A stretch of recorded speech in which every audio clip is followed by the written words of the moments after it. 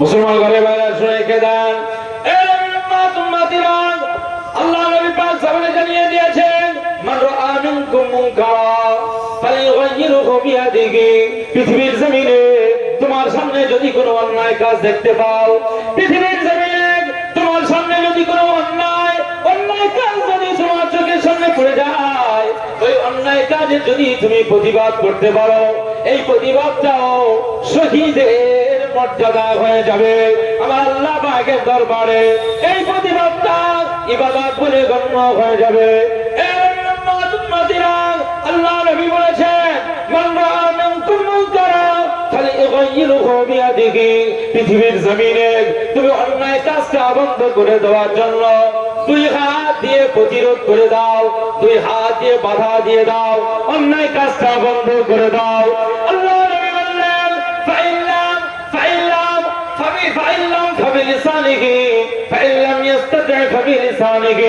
যদি এই হাত দিয়ে প্রতিরোধ করার ক্ষমতা তোমার না থাকে, তাহলে তোমার কাজ হলো জবান দিয়ে, মুখ দিয়ে প্রতিবাদ করার। আজকে যদি তোমার সামনে কোনো অন্যায় কাজ হয়, কোন গর্হিত কাজ হয়, হাত দিয়ে যদি তোমার ক্ষমতা থাকে, হাত দিয়ে প্রতিবাদ করতে হবে। আর হাত দিয়ে যদি তোমার ক্ষমতা না থাকে, তাহলে জবান দিয়ে, মুখ দিয়ে তোমার প্রতিবাদটা করতে হবে। আল্লাহ জবানে জানিয়ে দিয়েছে, আল্লাহ নবী বললেন, আমার সাহাবীরা, আমি রাসূলুল্লাহ সাল্লাল্লাহু আলাইহি ওয়াসাল্লাম জানিয়ে দিলাম, ফাইন লাম ইস্তাতি' ফাবিকলবিহি। যদি তোমার জবান দিয়ে প্রতিবাদ করার কোনো ক্ষমতা না থাকে, তাহলে তোমার কাজ হলো, সর্বনিম্ন কাজ হলো অন্তর থেকে ঘৃণা করা। আল্লাহ নবী বলেন, অন্তর থেকে ঘৃণা করা এটা হচ্ছে সর্বনিম্ন দরওয়াজা ঈমানের। ফাবিযালিকা আযাফুল ঈমান। ঈমানের সর্বনিম্ন দরওয়াজা হলো অন্তর থেকে ঘৃণা করা। তোমার চোখের সামনে তোমার বড় ছেলেটা মদের গ্লাসে চুমুক লাগায়, তুমি বাপ হিসাবে তোমার প্রতিরোধ হলো দুই হাত দিয়ে মদের গ্লাসটা ভেঙে দেওয়া, ছেলের সামনে থেকে মদের গ্লাসটা ছুঁড়ে ফেলে দেওয়া। তোমার ছেলেটা বড্ড হিংস্র, তুমি বাপ হিসাবে বয়স হয়ে গিয়েছে, তোমার ছেলেটা তোমাকে লাঠি লাগাতে মারবে, এই জন্য তুমি এই গ্লাসে হাত দিতে পারো না।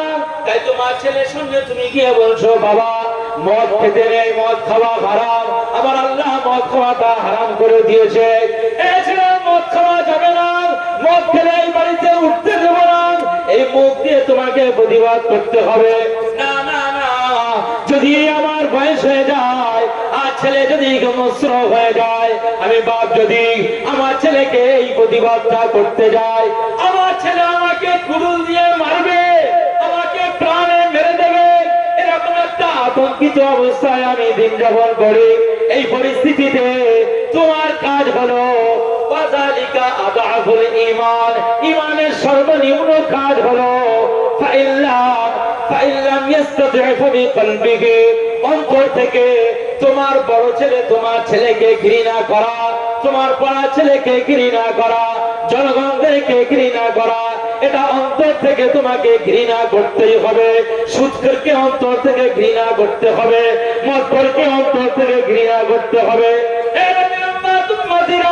পৃথিবীর জমিনে যে সমস্ত মানুষগুলো বেহায়াপনার সঙ্গে জড়িত, যারা অন্যায় কাজে জড়িত, এই সমস্ত মানুষদেরকে অন্তর থেকে ঘৃণা করতে হবে। রাসূলুল্লাহ বলেছেন, এই যে ঘৃণা তুমি অন্তর থেকে করছো, এই প্রতিবাদটাও আমার আল্লাহ ইবাদত বলে কবুল করে নেবে। মুসলমান হযরত উসমান ইবনে মাযউন রাদিয়াল্লাহু আনহু একটা প্রতিবাদ করেছিল, এই প্রতিবাদের জন্য চোখে মেরেছিল, চোখ কানা হয়ে গেছিল। রাসূলুল্লাহ মুস্তাফা তখন সবে 5 বছর হয়েছে, নবুয়তের দরজা হয়েছে। 40 বছর বয়সে আল্লাহ ওহী নাযিল করেছিলেন জানেন তো নাকি? 40 বছর বয়স রাসূলুল্লাহ, আল্লাহ ওহী নাযিল করেছেন, নবুয়ত দিয়েছেন। 5 বছর বয়স নবুয়তে, ঠিক সেই সময় যখন মক্কার কিছু কিছু মানুষগুলো ইসলামের কালেমা পড়ছে, ঈমানে কালেমা পড়ছে, সত্যের পথে আসছে, রাসূলুল্লাহর দিকে ফিরে আসছে, কাফের বেঈমানরা এই সমস্ত মুসলমানদের উপরে অত্যাচারের স্টিম রোলার চালাতে লাগলো। এত মার তারা শুরু করে দিয়েছে যে শেষ বেলায় আল্লাহ রসুলের সেই সমস্ত সাহাবীদের ভিতর থেকে কয়েকজন সাহাবী, 12 জন পুরুষ মানুষ, পুরুষ সাহাবী, আর 4 জন মহিলা সাহাবী প্রথমে চলে গিয়েছিল আবিসিনিয়ায় হিজরত, যেটাকে হাবশা বলা হয়। পূর্ব আফ্রিকা, একটা দক্ষিণ আফ্রিকা, একটা পূর্ব আফ্রিকা, পশ্চিম আফ্রিকা, এখন ইথিওপিয়া বলা হয়। দেশটার নাম হচ্ছে ইথিওপিয়া। লোহিত সাগরের অপোজিটে, এদিকে আছে ইয়ামান, সৌদি আরব, ওদিকে ইথিওপিয়া, পূর্ব আফ্রিকা। এই আবিসিনিয়া ওই দেশের ভিতরে একটা জায়গা, হাবশি দেশ। হযরত বিলাল রাদিয়াল্লাহু আনহু যেখানে বাড়ি, একবার জোরে বলুন সুবহানাল্লাহ। রাসূলুল্লাহ সাহাবী কতজন? প্রথমে 12 জন পুরুষ, 4 জন মহিলা গিয়েছিল।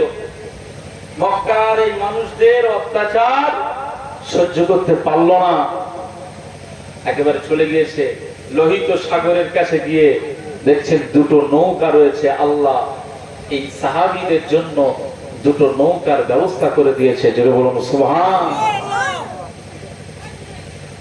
কানা হাক্কান আলাইনা নাসরুল মুমিনিন, মুমিনদের সাহায্য কে করেন? আল্লাহই সাহায্য করেন।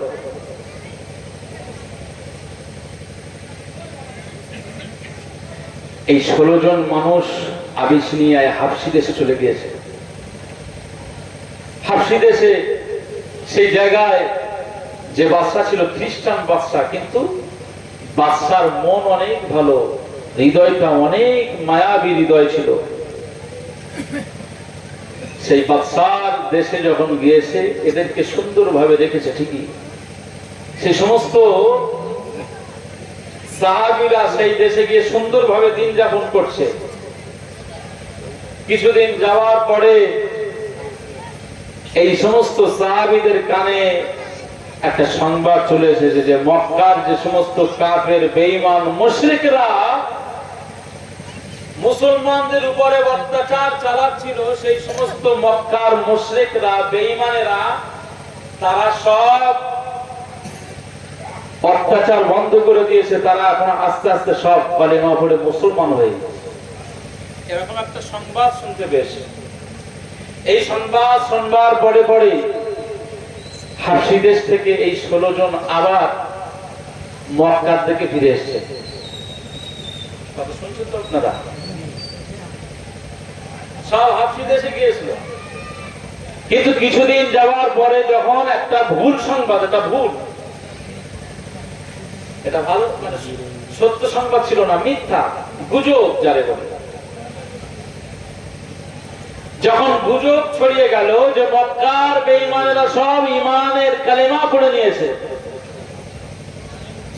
তখন এই 16 জন সাহাবী মহিলার সবাই মিলে আবার আবিসিনিয়া হাবশি দেশ থেকে আবার মক্কার দিকে চলে এসেছে।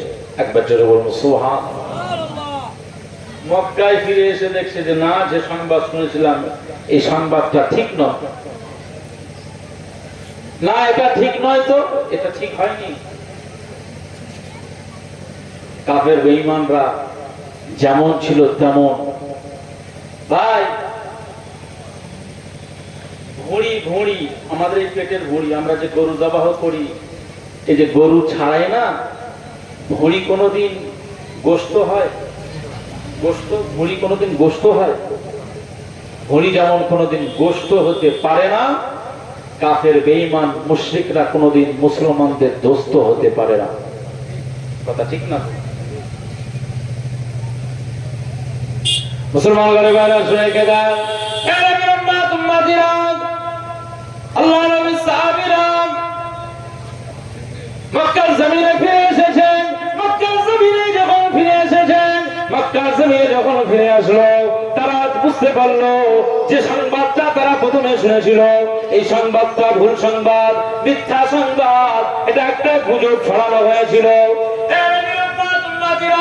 আল্লাহ নবী সাহাবী হযরত উসমান ইবনে মাযউন রাদিয়াল্লাহু তাআলা আনহু বর্ণনা করেন, আমি দেখতে পেলাম আমাদের সাথে যে সমস্ত সাহাবীরা এসেছিল, যে যার আত্মীয়র সাথে চলে গিয়েছে, যে যার কুটুমের সাথে আত্মীয়দের সাথে সব চলে গিয়েছে, আমি উসমান ইবনে মাযউন রাদিয়াল্লাহু তাআলা আনহু আমি একা ধরা পড়ে গেলাম। না না, আমার আর কেউ নাই, আমি উসমান ইবনে মাযউন রাদিয়াল্লাহু তাআলা আনহু আমি কোথায় যাব? এমন সময় একজন কাফের বেঈমান ওলীদ ইবনে মুগীরা, বিখ্যাত একটা কাফের ওলীদ ইবনে মুগীরা এসে বলল, এ উসমান ইবনে মাযউন, তোমার কোনো যদি আশ্রয়দাতা না থাকে, আমি ওলীদ ইবনে মুগীরা জানিয়ে দিলাম, আমার বাড়ি চলে এসো, আমার ঘরের দরওয়াজা তোমার জন্য খোলা রয়েছে, তুমি আমার বাড়ির একজন আশ্রয় হিসাবে থাকবে, তুমি আশ্রিত হবে, তুমি আমার ঘরে থাকবে, আমি ওলীদ ইবনে মুগীরা তোমাকে দেখভাল করব, আমি তোমার উপরে জুলুম করব না, আমার ঘরে তুমি মেহমান হয়ে থাকবে। হযরত উসমান ইবনে মাযউন রাদিয়াল্লাহু তাআলা আনহু ওলীদ ইবনে মুগীরার বাড়িতে চলে গেলেন। ওলীদ ইবনে মুগীরার বাড়িতে যখন চলে গেলেন, ওলীদ ইবনে মুগীরার বাড়িতে আনন্দের সঙ্গে দিন যাপন করে। তবে উসমান ইবনে মাযউন রাদিয়াল্লাহু তাআলা আনহু সময়ে সময়ে আমার আল্লাহ পাকের নামাজে মশগুল হয়ে যায়। আল্লাহর নামাজের সময় হলে নামাজ পড়ে নাই, আমার আল্লাহর জিকিরে মশগুল হয়ে যায়, নূর নবীজির সামনে দরুদ পড়ায় মশগুল হয়ে যায়। না না না, কাফেরের ঘরে থেকে, মুশরিকের ঘরে থেকে উসমান ইবনে মাযউন রাদিয়াল্লাহু আনহু মুস্তাফার রব্বে করিমের দিওয়ানায় মশগুল হয়ে যেত। হযরত উসমান ইবনে মাযউন রাদিয়াল্লাহু তাআলা আনহু বর্ণনা করেন, আমি ওলীদ ইবনে মুগীরার বাড়িতে বেশ কিছুদিন থাকবার পরে দেখতে পাই মক্কার জমিনের উপরে মুসলমানদের সাহাবীদের উপরে আরো বেশি জুলুম করে, মক্কার কাফের বেঈমানেরা আরো বেশি জুলুমটা চালিয়ে দেয়। আমি উসমান ইবনে মাযউন দেখলাম, আমি ওলীদ ইবনে মুগীরার ঘরে আনন্দের সঙ্গে রয়েছি, আর আমার কালেমার ভাইরা মার খেয়ে যাবে, আমার কালেমার ভাইরা, ইমানি ভাইরা তারা মার খেয়ে যাবে।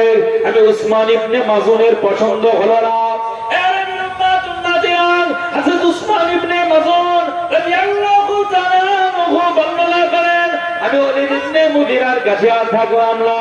ওলীদ ইবনে মুগীরাকে বললাম, তুমি আমাকে ছেড়ে দাও, তুমি আমাকে ছেড়ে দাও, আমার আল্লাহর আশ্রয় ছেড়ে দাও, আমি আল্লাহর আশ্রয় বেরিয়ে যাই, আমার আল্লাহর নবী ছাড়া আর কাউকে চিনি না, আমি কোন কাফের বেঈমানের আশ্রয় থাকতে চাই না।